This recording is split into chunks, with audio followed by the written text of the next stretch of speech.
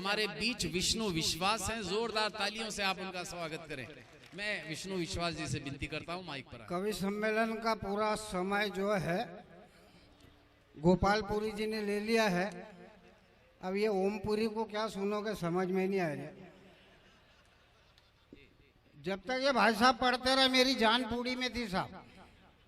ये मंच ऐसा हिल रहा था, मैंने कहा कब भगवान, मैंने कहा बचा लेना, ये मंच नहीं गिर जाए। भाई साहब की जो रफ्तार थी मेरे को बड़ा डर लग रहा था। मैंने कहा यार इस साल औरत के करवा चौथ वांदे में पड़ जाएंगे। नहीं सही में मैं डर गया।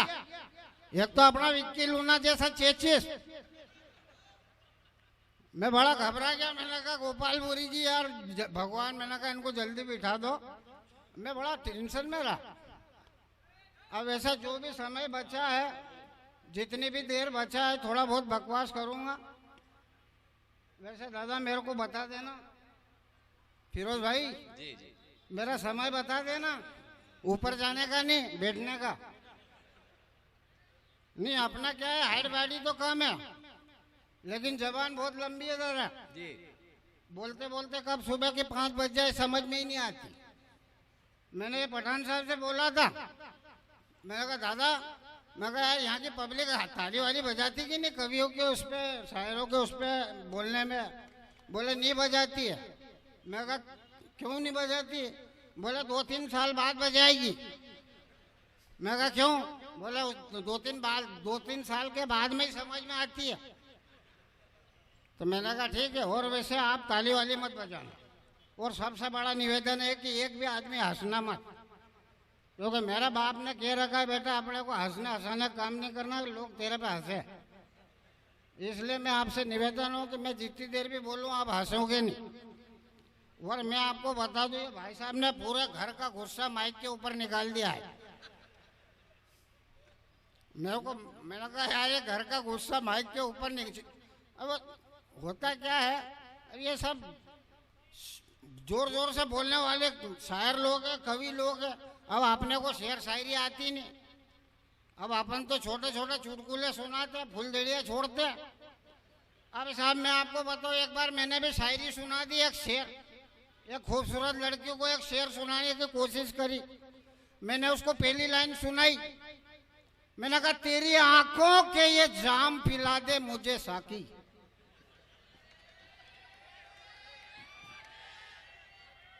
क्या भगाने की आवाज लगा रहे हो? नहीं, वो मेरे को पल्ले नहीं पड़ता है महाराष्ट्र में, क्योंकि हमारे उधर इतनी जोर से चिल्ला आदमी भग जाता है। मैं आपको बताऊं, मैंने उसको बोला, पहली लाइन बोली जनाब कि तेरी आंखों के ये जाम पिला दे मुझे साकी। उसने मेरे को घूर के देखा और चप्पल निकाल ली। अरे मैंने कहा यार ये, मैं कहा बेटा जल्दी से दूसरी लाइन बदल दे, नहीं तो ये बुढ़ापे में तेरे को राम नाम सत्य करवा देगी। मैंने दूसरी लाइन बदल दी साहब। मैंने उससे कहा कि तेरी आंखों के ये जाम पिला दे मुझे साकी, नहीं पिला सके तो ये ले बांध दे मुझे राखी।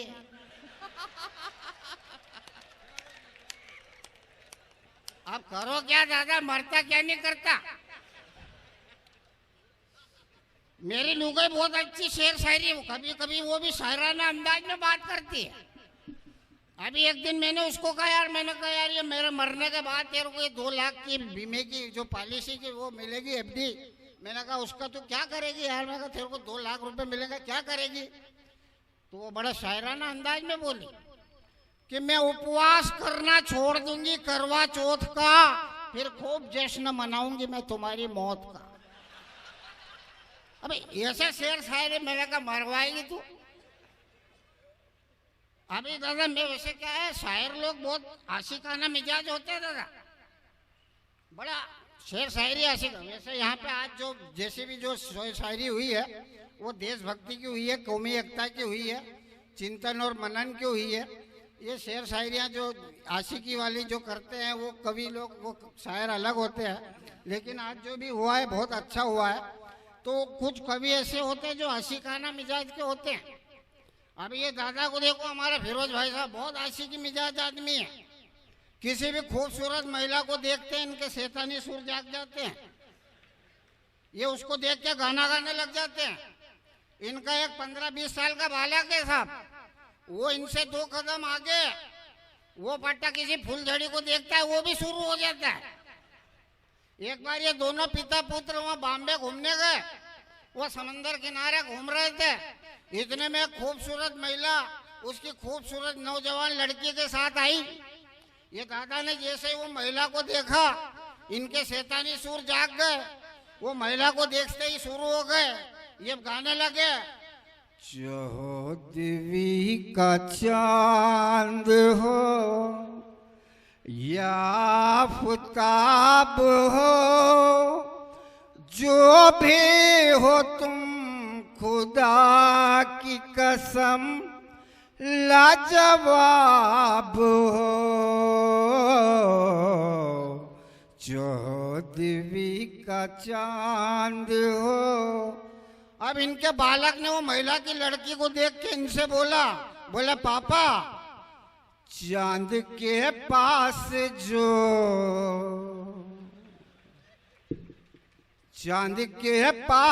जो सितारा है, वो सितारा हसीन लगता है, वो सितारा हसीन लगता है, चांद के पास जो सितारा है। ये अपने बालक से क्या बोले, मैं तो समझा था मैं ही कमीना हूँ,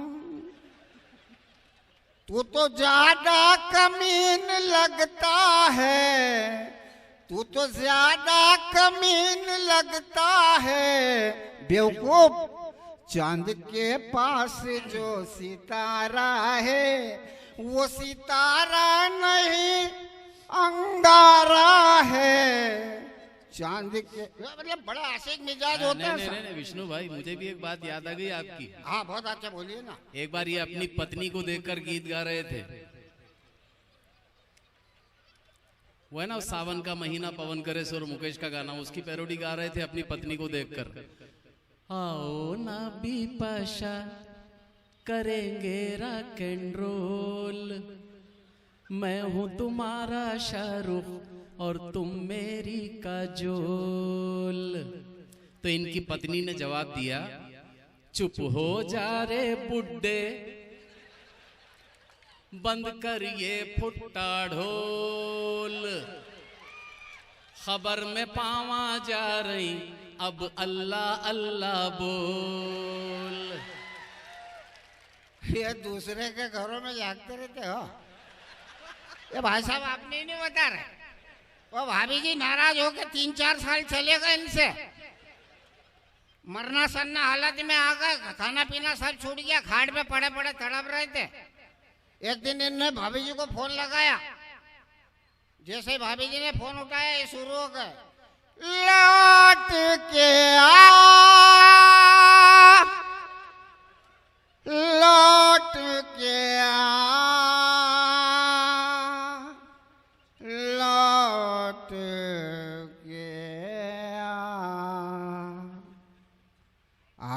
लौट के आजा भगवान, पति के प्राण बुलाते, वो तेरा पति चला शमशान, वो तेरा पति चला शमशान, पति के प्राण। उधर से भाभी जी ने जवाब दिया, जाते हो जाने जाना, आखिरी सलाम लेते जाना, अरे जाते जाते तुम सारी प्रॉपर्टी मेरे नाम कर जाना। ये दूसरे की बात नहीं कर, मेरी मिसेज मेरे से 20 गुना मोटी है, ये जयललिता तो फिर भी कम सीन है, वो थ्रेशर मशीन है। नहीं दादा, मैं गर्मी के समय 5 महीने उसको 4 महीने छोड़ाता हूँ पियर में। अब इतनी हेवी बॉडी और गर्म मिजाज साहब, मैं बड़ा डर के रहता हूँ घर में। वो शादी के पहले दिन टेंशन में आ गई, मेरे से बोले यार मैं इतनी मोटी हूँ, तुम इतने दुबले पतले हो, भगवान जाने तुम्हारा क्या होगा। मैंने कहा तू घबरा मत, महात्मा गांधी मेरे से ज्यादा दुबले पतले थे। जब वो दुबले पतले होकर देश आजाद करा सकते हैं, कम से कम मैं परिवार तो आबाद कर ही दूंगा। मैं आदमी को कॉन्फिडेंस होना दादा। मैं क्या है वहाँ तहसील परिसर में टाइप का काम करता हूँ। आदमी को देखो कॉन्फिडेंस कितना। एक 95 साल का बुड्ढा मेरे पास आया। आपके इधर राशन कार्ड को कूपन बोलते हैं क्या? कूपन बोलते हैं ना। वो 95 साल का बुड्ढा मेरे पास आया, बोले यार भाई साहब अपने को कूपन बनवाना है। मैंने कहा साले तेरी वैलिडिटी खत्म हो रही है, कूपन में से तेरा नाम कटने की उम्र हो गई। मैंने कहा कूपन बनवाने आया। मैं कहा कूपन छोड़ कपन बनवा।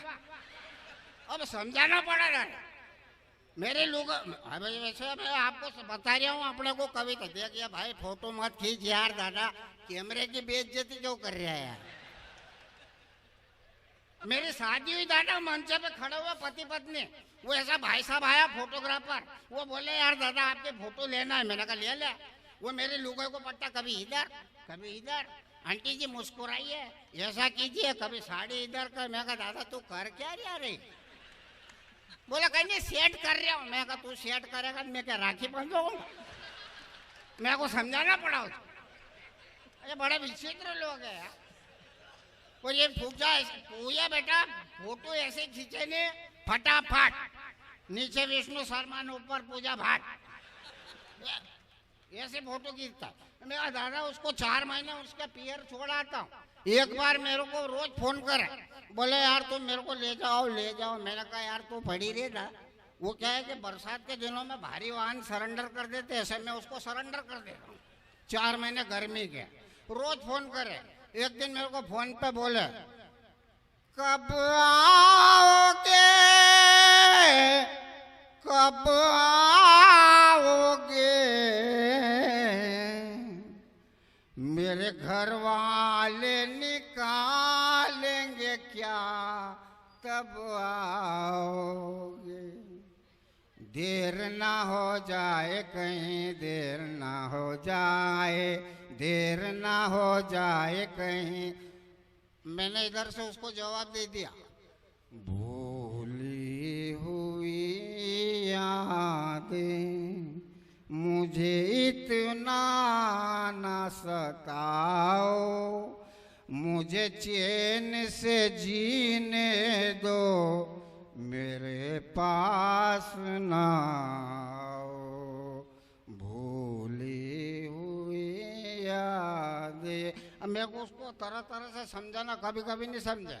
मैं आपको एक बात बता दूं, आप इतनी देर से तालियां नहीं बजा रहे, मेरा कोई वो नहीं है। आपको हंसी आए हंसो, आपने अगर आपको अच्छा लगे ताली बजाओ, नहीं लगे तो आप मेरा कहीं बिगाड़ भी नहीं सकते।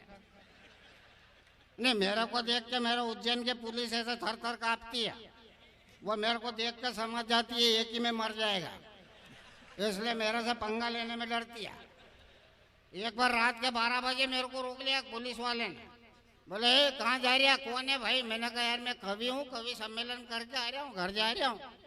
बोले देख रहे तू सबके खिलाफ बोलना, पुलिस वालों के खिलाफ मत बोलना। मैं कहा क्यों? बोले नहीं तो तेरे को मार मार के हाथ पैर तोड़ दूंगा। मैं कहा मेरे को एक बात बता। बोले क्या? मैं कहा तेरी जात में मरे हुए को मारने का रिवाज है क्या? मैं कहा ये अगरबत्ती जैसे हाथ पैर देख के तेरे को बोलने में शर्म नहीं आई? बड़ा समझा लो, पुलिस वालों के लपड़े में नहीं पड़ता था, इनके दोनों तरफ मौत। एक बार मेरी कार गाड़ी रोक ली, बोले गाड़ी के कागज दिखाओ। मैंने कहा दादा वो तो घर पे है। बोले बेवकूफ, गाड़ी यहाँ रखता है कागज घर पे रखता है। बोले कागज साथ में रखना चाहिए ना, निकाल 200 रुपये चालान बना दिए दादा। अब 1 महीने बाद मेरी गाड़ी चोरी हो गई, मैं बहुत रिपोर्ट लिखाने गया। बोले गाड़ी के कागज, मैंने कहा वो तो गाड़ी में थे। बोला बेवकूफ, कागज गाड़ी में रखता है घर रखना चाहिए नहीं, दोनों तरफ मुँह। बोला गाड़ी ढूंढ देगा, कागज को तेरा बाप ढूंढेगा। थोड़ा समझाते मेरे को, इनके दोनों तरफ मुँह दादा, मैं इनसे दूर ही रहता हूँ। है नेताओं के भी चक्कर में नहीं पड़ता, नेताओं पे तो कभी बोलता ही नहीं। मैं सबसे दया भाव वाले होते हैं नेता लोग। देखो, सबसे ज्यादा सहन शक्ति, सहनशील जितना नेता होता है उतना कोई नहीं होता है। अभी आपको कोई एक वोट देगा, 5 साल गाली दे, सुन लेंगे क्या? अपने में क्षमता ही नहीं है बर्दाश्त करने। और नेता महान होते हैं। कुछ नेता ऐसे हैं साहब जिन्होंने देश को बदनाम कर रखा है, वो भ्रष्टाचार से ओत-प्रोत है। मैं उन नेताओं की बात कर रहा हूँ जो भ्रष्टाचार नहीं करते, उन नेताओं की बात नहीं कर रहा। अब मैं नेताओं के खिलाफ क्यों नहीं बोलता हूँ, मैं 2 पंक्ति बोलता हूँ। नेता भ्रष्ट है, भ्रष्ट है, दुष्ट है, दुष्ट ही अनिष्ट है। जागो, उठ कर देखो, कितने घोटाले उजागर है। ये नेता बड़े भ्रष्ट है, नेता बड़े भ्रष्ट है। ये नेता भ्रष्ट है, भ्रष्ट है, दुष्ट है, दुष्ट ही अनिष्ट है। ये नेता बड़े भ्रष्ट है। कौन से नेता? लालू बिहार में, लालू बिहार में, ए राजांध्र में, हरियाणा में चौटाला।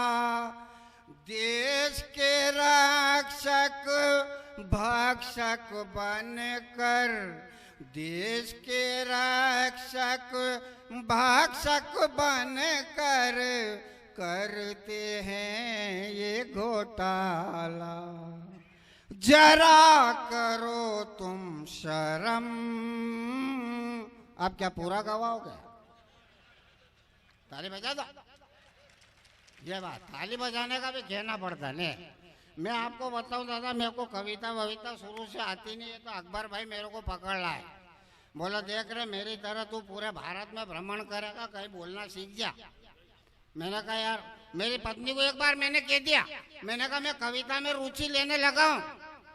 बोले ये कौन मरी गई कविता आ गई है तुम्हारी जिंदगी में। मैंने कहा यार मैं जिंदी कविता की बात नहीं कर रहा हूँ, लिखने वाली कविता की बात कर रहा हूँ। बोले तब तो ठीक है, वरना किसी अविता कविता के चक्कर में पड़े इतना मारूंगे कि डॉक्टर तुम्हारा हाथ पकड़ते से एक ही बात बोलेगा, लाने में बहुत देर कर दी। नहीं सही में मेरे को डराती है। ठीक, बस इतना कह के विराम लेता।